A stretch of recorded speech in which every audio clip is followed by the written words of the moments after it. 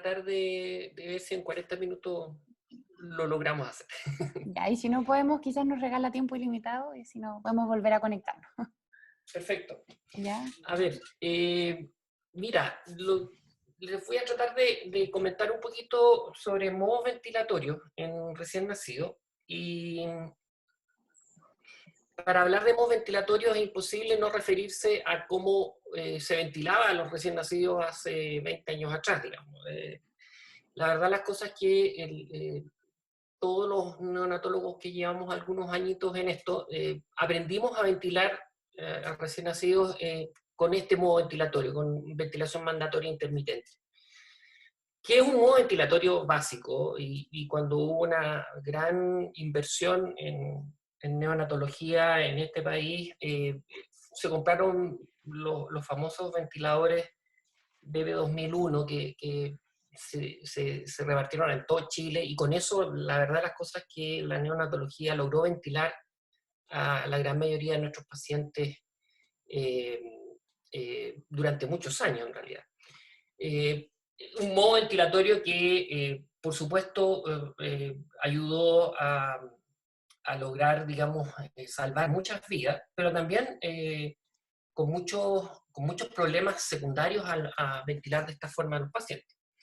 Este modo ventilatorio lo que hacía básicamente era, nosotros fijábamos todos los parámetros del ventilador, las presiones, la frecuencia, los tiempos inspiratorios y la FIO2,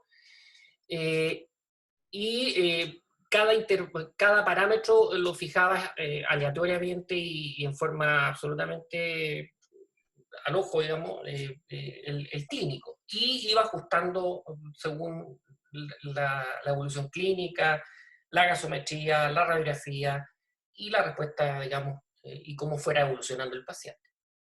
Pero había grandes problemas con esta forma de ventilar al paciente. Por lo pronto, la más importante es el daño que este modo de ventilar a los pacientes producía a nivel del pulmón.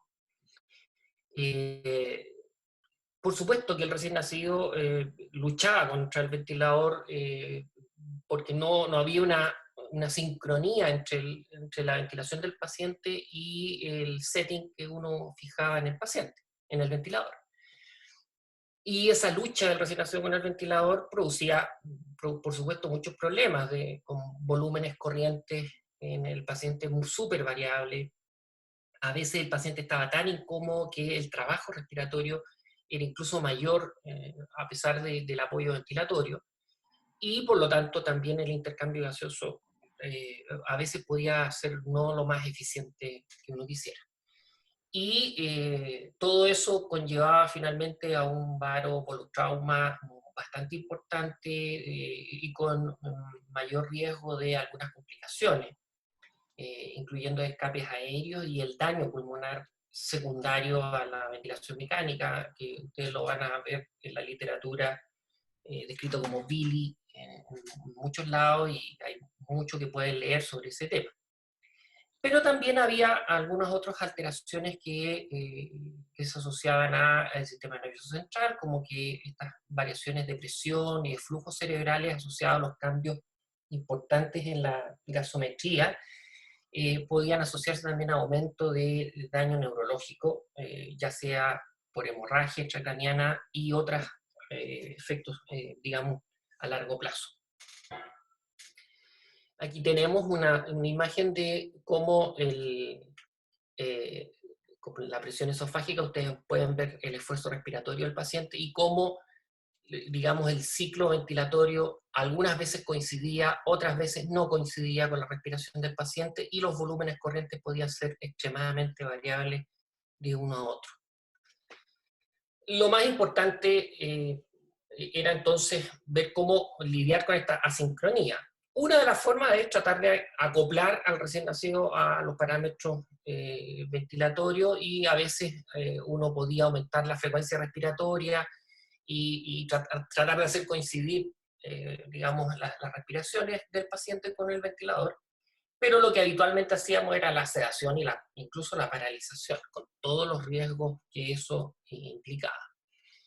Eh, Y finalmente aparece este concepto de la ventilación gatillada por el paciente o el esfuerzo por tratar de hacer que el ventilador reconozca la respiración del paciente y que se acople.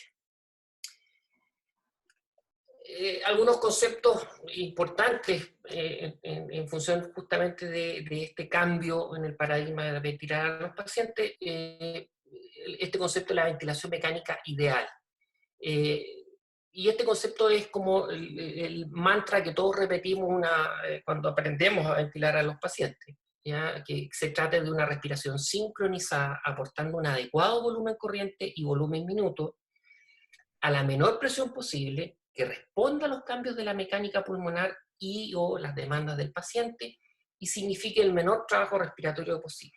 Todo esto idealmente siendo monitorizado para evaluar tanto la ventilación mecánica al paciente y la interacción entre ambos. Este concepto y esta definición resume el ideario que nosotros debemos tener al momento de ventilar a los pacientes.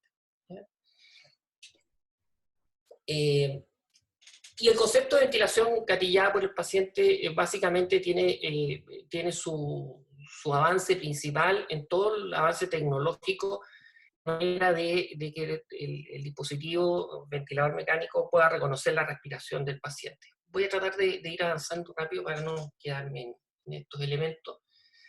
Ahora, el elemento clave es la capacidad de detectar el esfuerzo del paciente y responder lo más rápido posible a esa respuesta del paciente y entregar una respiración mecánica.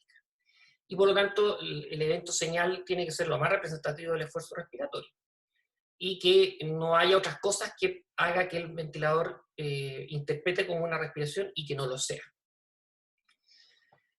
Algunos sistemas de detección, los primeros ventiladores utilizaron algunos sensores que más bien reconocían el movimiento abdominal, la impedancia torácica como reflejo de la expansión torácica y los cambios de presión de vía aérea, pero ninguno de esos sistemas de detección realmente eran eficientes y eficaces en los recién nacidos, sobre todo los más pequeñitos.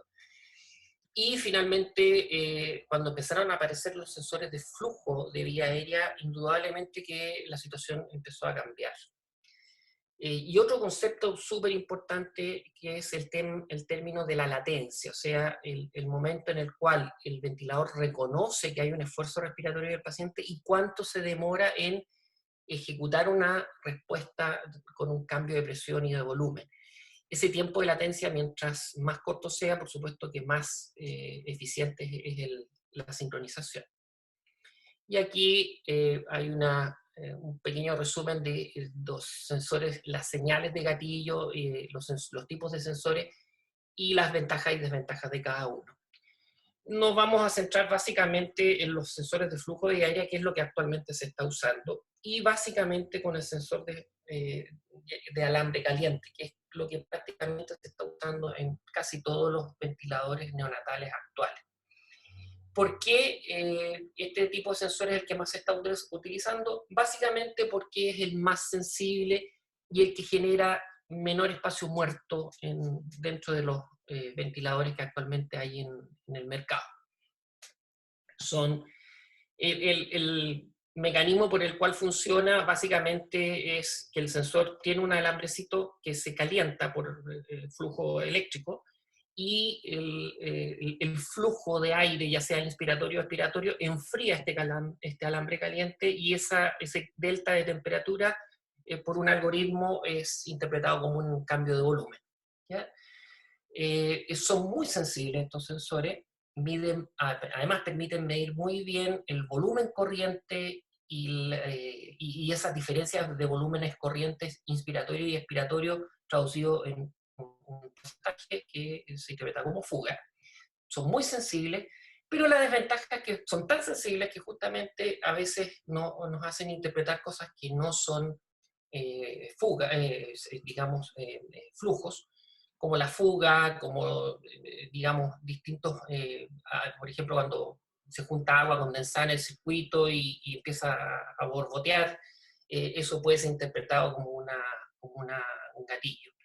Y por supuesto, lo que implica todo sensor de flujo que es cercano a la entrada del tubo, es que agrega espacio muerto. Si bien es cierto, los sensores actuales cada vez son más pequeños y generan menos espacio muerto, pero ese espacio muerto en general no es menos de 1 o 2 ml, que a veces para un recién nacido prematuro extremo puede ser significativo. Vamos a ir derechamente a modos ventilatorios. Este modo ventilatorio, el SIMB o ventilación mandatoria intermitente sincronizada, es un modo ventilatorio que se usa en muchos lados todavía. Básicamente consiste en que uno fija una frecuencia respiratoria, fija ciertos parámetros de presión, y en el momento en que el ventilador detecta un esfuerzo respiratorio del paciente, pero en una ventana de tiempo en la cual el ventilador calcula cuántas ventilaciones tiene que haber en un minuto, si la respiración del paciente cae dentro de esa ventana de tiempo, el ventilador va a ciclar y va a apoyar al paciente.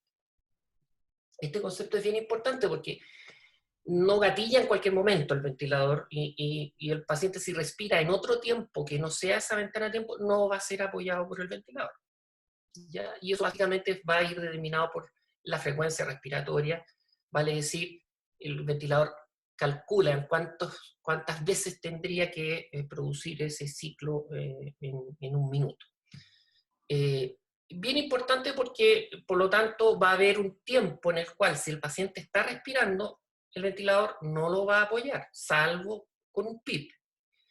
Pero el paciente, por lo tanto, va a tener que hacer un esfuerzo respiratorio bastante importante para vencer ese tremendo espacio muerto que no está siendo apoyado. Este es una de las razones por las cuales este modo ventilatorio en algunas partes, en algunos centros, no es muy utilizado y no gusta de mucho, digamos, entusiasmo por usarlo. Sobre todo cuando el paciente está en un proceso de weaning, donde si tú empiezas a bajar la frecuencia respiratoria y cada vez hay menos apoyo ventilador, el paciente, sobre todo si es muy pequeñito, puede tener un trabajo respiratorio bastante más elevado. Aquí vamos a ver una imagen donde si yo fijo una frecuencia respiratoria y el ventilador calcula que en un minuto debiera haber X ventanas de disparo para apoyar y hacer calzar esa frecuencia respiratoria, es en esa ventana de tiempo en que si el paciente respira, lo va a apoyar. Si el paciente respira en otro momento, no lo va a apoyar. ¿Ya? Aquí podemos ver en la curva de flujo de arriba cómo el volumen corriente en un paciente en IMB es súper fluctuante de un esfuerzo respiratorio a otro. En cambio, en SIMB, ustedes ven que el volumen corriente es bastante más ordenado y bastante menos variable de un ciclo a otro. Aquí un paciente que está con la presión esofágica, la curva de presión esofágica, podemos ver su esfuerzo respiratorio y cómo en determinado momento el paciente es apoyado también por el ventilador y sus ciclos y sus volúmenes corrientes son bastante más controlados.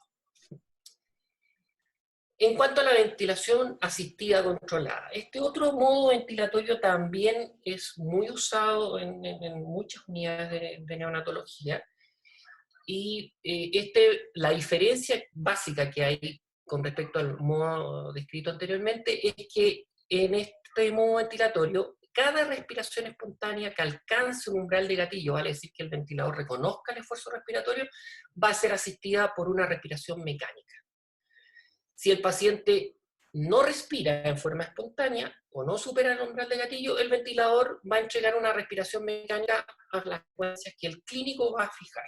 Vale decir, el asistido es en el entendido que el paciente tiene un esfuerzo respiratorio propio y cada vez que respire lo va a apoyar, y controlado en el caso de que el paciente no respire, pero el clínico le interesa que haya ciertos parámetros para mantener una gasometría o una evolución clínica favorable.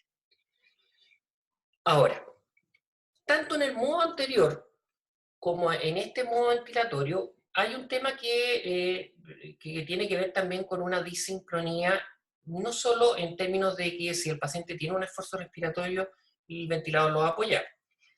Si el paciente tiene un esfuerzo respiratorio, y por lo tanto es el paciente el que respira, y yo tengo un tiempo inspiratorio fijado que es mayor que el tiempo inspiratorio que el paciente tiene por su compliance, por sus constantes de tiempo, etcétera, etcétera, el paciente va a querer expirar y todavía va a pillar al ventilador en un tiempo inspiratorio que yo fijé y que es un poco más largo que el paciente está teniendo, está deseando tener. Y esa también es una disincronía, o sea, una cosa es sincronizar al paciente cuando quiere respirar, pero también debería ser bueno sincronizar al paciente cuando quiere expirar. ¿Y cómo se ha podido resolver un poquitito esta disincronía? Básicamente con este concepto que ustedes probablemente en alguna parte han escuchado, y si no lo han escuchado, me lo van a escuchar a mí ahora, que es el tema del ciclado por flujo. Todos los modos ventilatorios en neonatología, en general, los ventiladores, uno cicla por tiempo y limita por presión. La gran mayoría de las unidades de neonatología, ya sea el modo ventilatorio que ustedes elijan, va a ser ciclado por tiempo, uno fija los tiempos inspiratorios y la frecuencia, y limitado por presión. Pero si además uno incorpora el concepto de ciclado por flujo, cuando el flujo inspiratorio llega a cero, vale decir, está terminando la inspiración, el ventilador también va a ser capaz de reconocer que está terminando la inspiración y terminar ese ciclo inspiratorio aun cuando el tiempo inspiratorio fijado sea mayor. Y en ese momento el ventilador cesa su inspiración y se produce una sensibilidad de término que quiero mostrarles un poquito, después vamos a volver a esa acá. ¿Ya? Aquí.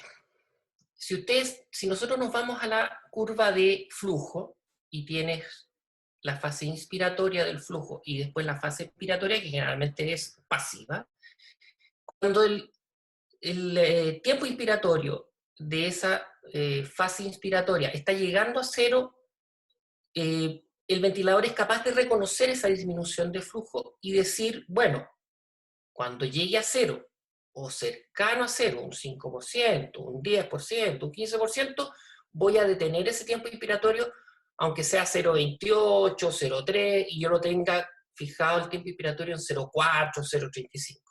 Esa sensibilidad de término me permite sincronizar al paciente tanto en la inspiración como en la expiración. Y ese concepto de sensibilidad de términos es extremadamente importante, sobre todo en modos ventilatorios que se están usando actualmente, como son tanto el asistido controlado, como la presión de soporte y el concepto de volumen garantizado, que ya lo vamos a mencionar. Dependiendo del ventilador y de la marca, esa sensibilidad de término la puedo fijar yo como clínico, a un 5, a un 10, a un 15, etc. O hay otros ventiladores neonatales que traen una sensibilidad de términos fija, como en el caso de los ventiladores Dreyer, ya sea el Babylog o el BN500, que son los ventiladores clásicos de Dreyer, que vienen con una sensibilidad de términos fija en 15% y yo no la puedo modificar.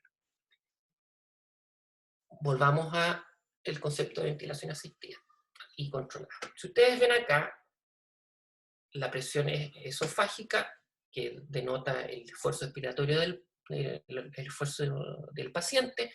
Ven que cada respiración del paciente va a ser apoyada por el ventilador y por lo tanto hay un volumen corriente y unas presiones que son más o menos constantes. Aquí comparamos nuevamente el IMB, un flujo súper aleatorio, el SIMB, en donde cada vez que el ventilador cicle va a haber un volumen corriente relativamente estable y un esfuerzo respiratorio no apoyado.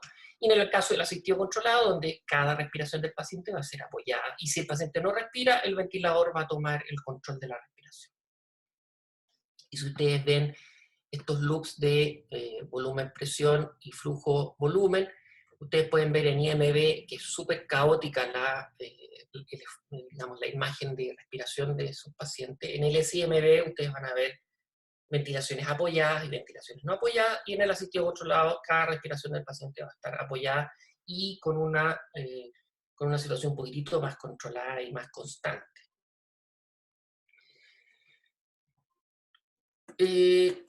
Si seguimos. La ventilación por presión de soporte es una situación que ha ido cambiando un poquitito el concepto que se tiene de ventilación por presión de soporte.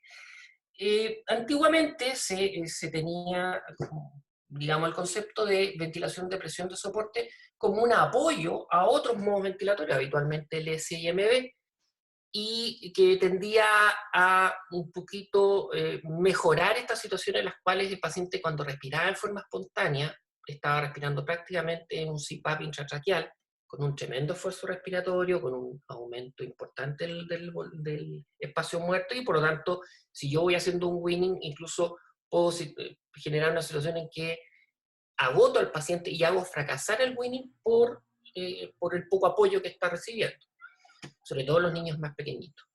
Sin embargo, el soporte se entendía como un apoyo a esas respiraciones del paciente que no eran soportadas por el ventilador, de manera de apoyar al paciente. Sin embargo, actualmente en algunos ventiladores la ventilación de presión de soporte viene como un modo ventilatorio independiente de los otros modos ventilatorios, SIMB o asistido controlado. Y en esos ventiladores el concepto de ventilación de soporte básicamente es muy similar a lo que es el asistido controlado, donde uno fija una presión límite, donde uno fija los tiempos inspiratorios y la frecuencia, pero en este modo ventilatorio siempre va a estar ciclado por flujo. Por lo tanto, siempre va a haber una sensibilidad de término asociada y un tiempo inspiratorio que va a ser súper variable de ciclo a ciclo. Vale decir, esto es como un asistido controlado, pero con sí o sí una sensibilidad de término y un tiempo inspiratorio que va a ser súper variable. Se acerca mucho al concepto que habíamos hablado en un comienzo de ventilación ideal. Vale decir, el paciente va a ir haciendo su propio auto-weaning en la medida en que el paciente necesite menos apoyo, ¿ya? Y no se va a dejar de apoyar si el paciente aumenta su requerimiento con aumento de frecuencia respiratoria. Ahora, vamos a ir avanzando un poquito. Si ustedes ven aquí, esto es un gráfico de un trabajo bastante más antiguo, pero que refleja un poquito esto que estamos hablando. ¿En qué sentido? En el trabajo respiratorio comparado en cada uno de estos modos ventilatorios. Si ustedes ven en el IMB, ya sea total o en el espontáneo, o sea, básicamente cuando el paciente respira. ¿Aló? ¿Aló? ¿Aló? Sí, Sí, Doc, sí lo escuchamos. se escucha bien, doctor. Ya. Sí, lo escuchamos. Si ustedes se fijan en la primera barra de la derecha, en IMB total, ustedes van a ver que el ventilador, el modo tiene un trabajo respiratorio que prácticamente ya sea en espontáneo o en mandatorio, es un trabajo respiratorio muy importante que da cuenta del esfuerzo que hace el paciente básicamente para poder respirar. En cambio, en el SIMB total, ustedes ven cómo el esfuerzo respiratorio es bastante menor que el IMB, y cuando es mandatorio, o sea, cuando está siendo apoyado por el ventilador, el trabajo respiratorio disminuye notablemente, pero cuando es en la parte espontánea, vale decir, el esfuerzo respiratorio del paciente que no es apoyado es prácticamente igual que el IMB. En cambio, en el caso de la presión de soporte es bastante menos el trabajo respiratorio, y si es asistido controlado, con mayor razón es menor el trabajo respiratorio. Aquí un poco el mismo concepto. Ahora, ¿qué pasa cuando estamos hablando de el volumen, la ventilación por volumen controlado? que en algunos casos lo van a escuchar como una ventilación, ya sea por volumen control, volumen garantizado, que no son sinónimos.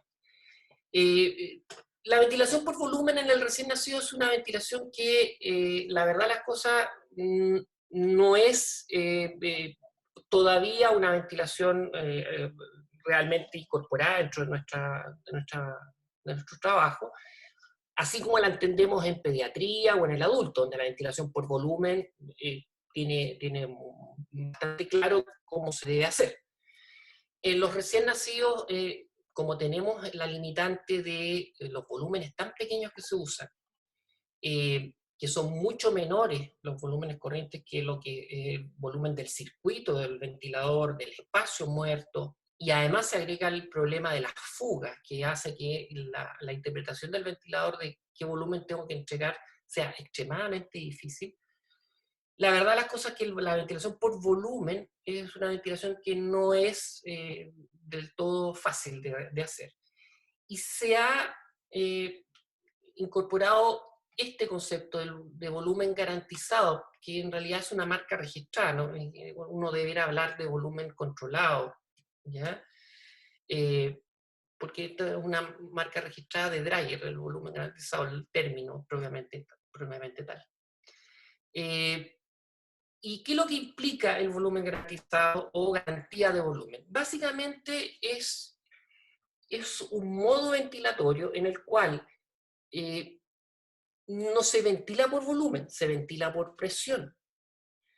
Es un modo que no es de volumétrico, pero en donde uno plantea y fija una garantía de volumen, o sea, un volumen corriente al cual, si lo logra alcanzar, el ventilador deja de aplicar presión.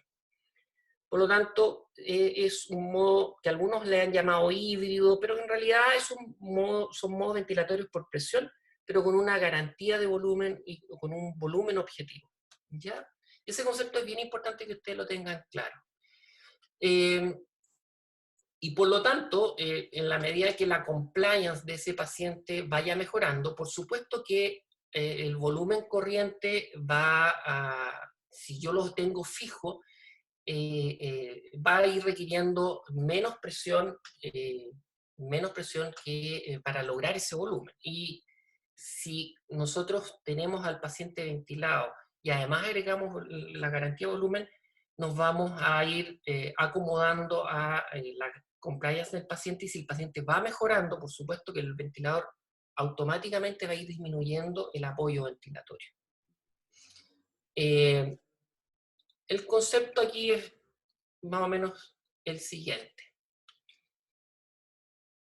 Si yo fijo un objetivo de volumen y con una presión que el paciente esté con una presión que esté funcionando, no logra ese volumen corriente, al siguiente ciclo va a aumentar la presión, va a aumentar el volumen corriente, y si logra esa garantía de volumen, al siguiente ciclo va a mantener esa misma presión, pero si por cambio de compliance paciente al siguiente ciclo, esa misma presión logra llegar a un volumen mayor, al siguiente ciclo la presión va a disminuir de manera de ir ajustando automáticamente el volumen que va entregando. Ese es básicamente el concepto. Y cada ventilador, cada marca, tiene su propio algoritmo para lograr esto. Algunos ventiladores integran 3 ciclos, otros lo hacen ciclo a ciclo. Eso es súper variable. Ahora, ¿qué es lo que produce esto? Básicamente lo que ustedes ven aquí, que es en estos modos ventilatorios se ha visto que uno logra un mejor manejo gasométrico y produce menos probabilidad a distintos volúmenes corrientes que yo fije como objetivo, logra que haya menor proporción de pacientes con alteraciones en la CO2. Básicamente mantener una normocapnia dentro de rangos aceptables, porque las variaciones de volúmenes corrientes son mucho menores, que es lo que finalmente aumenta o disminuye la ventilación del paciente. Y el otro concepto que quería mencionarles es esto, que curiosamente, para mantener una normocapnia, si ustedes se fijan, a medida que disminuye el peso del paciente, vamos necesitando volúmenes corrientes cada vez más altos. ¿Y por qué es esto? ¿A alguno de ustedes se les ocurre por qué podría ser esta situación de que a menores pesos del paciente yo necesite volúmenes corrientes más altos? ¿Puede que el pulmón sea más rígido, más chico, más rígido? Ya, mira, ese es un elemento, la rigidez del pulmón y la compliance del pulmón. Sí, compliance. ¿Mm? Pero hay un tema que también es relevante junto con el tema de la compliance. Por supuesto, los pulmones más pequeños tienen compliance más Menor. alta Ah, claro. y más rígido el pulmón. Está el tema del espacio muerto, que no es menor, ¿ya? Cuando uno considera de ese volumen corriente objetivo que un porcentaje relevante se va a espacio muerto, indudablemente que proporcionalmente en esos pacientes se requiere un volumen mayor porque parte de ese volumen no va a llegar al paciente. No va a llegar a ese alvéolo que intercambia gas. Por lo tanto, en los pacientes, y por eso en los pacientes más pequeños ese tema es relevante. Vamos muy rápido, que parece que queda menos de un minuto para que se corte esta cosa. Respecto a comparaciones, porque uno podrá decir, mira, la ventilación sincronizada es mejor, muchas ventajas, pero la evidencia que es lo que dice, realmente tiene ventajas evaluables en la clínica, y ahí ya empezamos con algunos problemas, porque cuando uno compara ventilación convencional no sincronizada con sincronizada, nos empezamos a encontrar con la sorpresa de que lo único que claramente los distintos metaanálisis que se han hecho lo único que demuestran es que probablemente haya una disminución de la duración de la ventilación y probablemente el escape aéreo sí efectivamente tiene alguna ventaja. Pero fuera de eso, respecto a displasia, o sea, daño pulmonar, requerimiento de oxígeno a las 36 semanas, muerte o displasia, no hay una ventaja significativa entre modos ventilatorios sincronizados y no sincronizados. Este primer Cochrane que está actualizado del 2016, cuando compara modos ventilatorios sincronizados y no sincronizados y la alta frecuencia, no nos vamos a referir a la alta frecuencia, pero no muestra diferencias estadísticamente significativas entre ventilación convencional sincronizada y no sincronizada, salvo en la duración de la ventilación. Respecto, sí, a el objetivo de volumen versus la ventilación por presión, sí ya hay más evidencia de que... Entonces, como les decía, en modos ventilatorios sincronizados y no sincronizados, las ventajas reales desde el punto de vista de los outcomes que habitualmente uno evalúa en ventilación mecánica, no son tan claros, salvo en la duración de la ventilación, como en algunos trabajos respecto al tema del escape aéreo. Sin embargo, cuando hablamos de volumen garantizado o objetivo de volumen versus la ventilación habitual sincronizada, sí hay ya bastante evidencia de que nosotros no debiéramos ventilar a los recién nacidos si no es con volumen garantizado. Este trabajo que es un metaanálisis bien importante, se publicó en el 2011. Si bien es cierto, durante la hospitalización, diferencias entre ventilación por presión versus ventilación por objetivo de volumen, en cuanto a muerte no hay diferencias estadísticamente significativas, pero sí cuando se utiliza el outcome combinado de muerte con daño pulmonar, claramente a favor de la ventilación por volumen. En términos de escape aéreo, por supuesto, también. En términos de hemorragias severas, grado 3, grado 4 o leucomalacia periventricular, también ventajas estadísticamente significativas respecto a ventilación por objetivo volumen.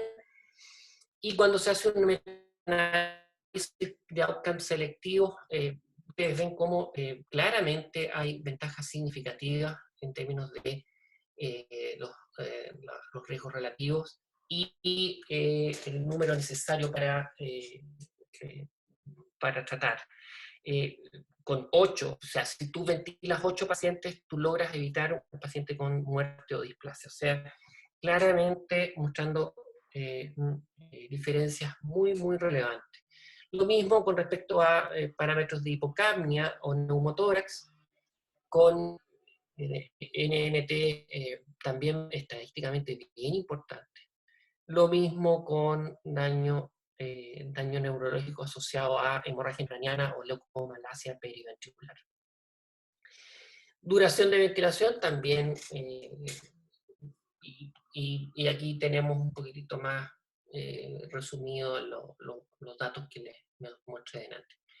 Conclusiones: ventilación por objetivo volumen puede reducir la muerte y displasia, la duración de la ventilación, el neumotórax, la hipocapnia y la hemorragia intracraniana severa y leucomalacia periventricular. Ninguno de estos trabajos ha todavía mostrado outcome a largo plazo en términos del neurodesarrollo, si estas ventajas que se observan a nivel de daño neurológico severo en el periodo neonatal inmediato se traducen a largo plazo con mejores resultados en el neurodesarrollo, que en algunos otros parámetros que se han evaluado y que muestran algunas ventajas, después a largo plazo no se reproducen los mismos resultados. Este otro, ya que los chinitos están tan de moda, este otro metaanálisis y revisión sistemática que salió publicado en 2014, también recoge los mismos trabajos de la revisión anterior más otros nuevos, y vuelve a mostrar un poquitito los mismos resultados. Si bien es cierto, en cuanto a muerte, no muestra una diferencia estadísticamente significativa, pero en el outcome combinado sí, en la incidencia de displasia sí muestra diferencias estadísticamente significativas, duración de la ventilación, y también vuelve a tener más o menos los mismos NNT que mostraba el trabajo anterior, incluso algunos mejores. Lo mismo con estos parámetros que mencionábamos también en el otro trabajo. Sin significancia estadística en otros parámetros como displasia, retinopatía, enterocolitis, sepsis, hemorragias, etcétera, etcétera.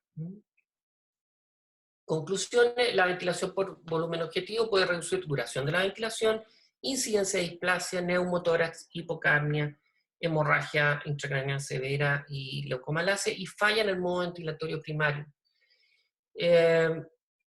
No hay evidencia que disminuya la mortalidad. Y lo mismo, la misma recomendación en el otro trabajo, que hay que ver a más largo plazo los resultados en el neurodesarrollo y otras complicaciones asociadas a ventilación mecánica. Y la última revisión del Cochrane, que es del 2017, vuelve a mostrar prácticamente lo mismo. El outcome combinado de muerte y displasia claramente a favor de la ventilación por volumen objetivo, la duración de la ventilación, la hipocapnia, el neumotórax o escape aéreo y las complicaciones severas de resultados del sistema nervioso central. Y la de displasia broncopulmonar, que si bien es cierto en el Cochrane, en la revisión anterior del 2011, no mostraba como displasia sola, esta opción sí lo muestra, pero ya lo habían demostrado en revisión sistemática de este grupo chino. Lo mismo respecto, prácticamente los mismos resultados en términos de NNT y riesgos relativos. Conclusiones: el uso de ventilación disminuye tasa de muerte, displasia, duración de la ventilación, escape aéreo, hipocapnia, hemorragia intraventricular severa y leucomalacia, y falla en ventilación primaria. Y este trabajo de Kessler que salió publicado a principios de marzo, hace un año atrás prácticamente. Es interesante que ustedes lo puedan revisar, donde lo relevante es que recoge un poquito toda la experiencia y todo lo que está publicado respecto a volumen garantizado, y sugiere o propone algunos parámetros, lo que más llama receta de cocina, digamos, para iniciar una ventilación por volumen garantizado en distintas situaciones clínicas, que yo creo que lo relevante de este trabajo es que recoge un poquito la experiencia y lo que está publicado respecto a volumen garantizado en situaciones clínicas bien distintas, que van desde el término extremo, el paciente con displasia, y niños de término con ciertas patologías que son bien difíciles de manejar desde el punto de vista ventilatorio, como la hemorragia, la hernia diafragmática, el aspirativo de meconio, cuadros severos, en niños de pretérmino no tan pequeños, etcétera, etcétera. Es un trabajo bien interesante, sugiere y entrega un poquitito la bibliografía a la cual se basan esas recomendaciones, y también aclara un poquitito los conceptos de ventilación por objetivo de volumen. Preguntas, dudas, si hay alguna cosa que quisieran aclarar respecto a los conceptos. Doctor, en todos los ventiladores es posible aplicar ese modo ventilador garantizado por volumen. Mira, prácticamente todos los ventiladores neonatales actuales vienen incorporados la ventilación por objetivo de volumen, ¿ya? Esto de volumen garantizado, uno, claro, es el término que más van a escuchar, pero volumen garantizado es una marca registrada de la marca Dreyer. Entonces, nosotros hablamos más bien de objetivo de volumen, y todos los ventiladores tienen ese tipo de modalidad. Y lo importante es tener claro el concepto, uno, y dos, entender también que el volumen garantizado uno debiera poco a poco empezar a manejarlo en forma corporal a la ventilación del paciente. Pero eso,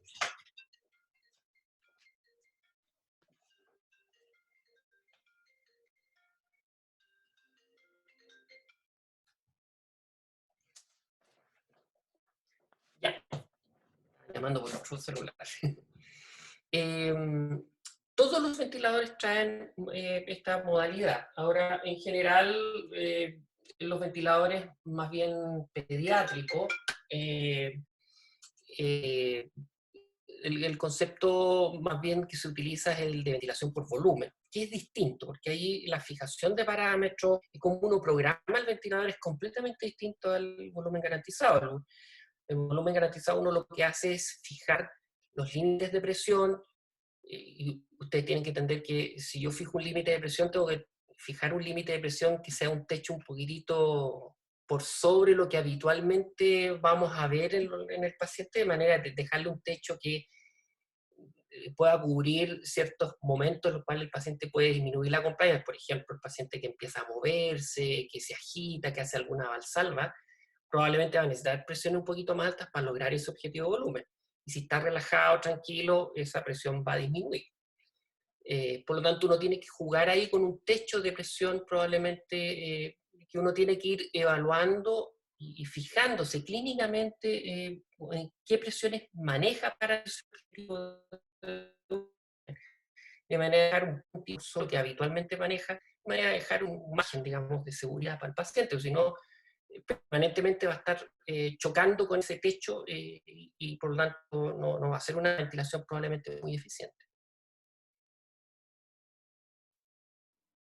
¿Alguna otra pregunta? Doctor, es como el BSRP que se ocupa en pediatría, ¿o no? Sí, es parecido, Es como lo... pero te insisto, el concepto aquí es que en pediatría ustedes usan esos modos ventilatorios, pero como uno fija los parámetros, parte al revés, digamos. Aquí uno fija los parámetros de presión, frecuencia, tiempo, como cualquier ventilador limitado por presión, pero fija un objetivo de volumen. Y ese objetivo de volumen, si lo logra, hasta ahí llega el ciclo, pero si no lo logra, va a seguir hasta que lo logre. Ya.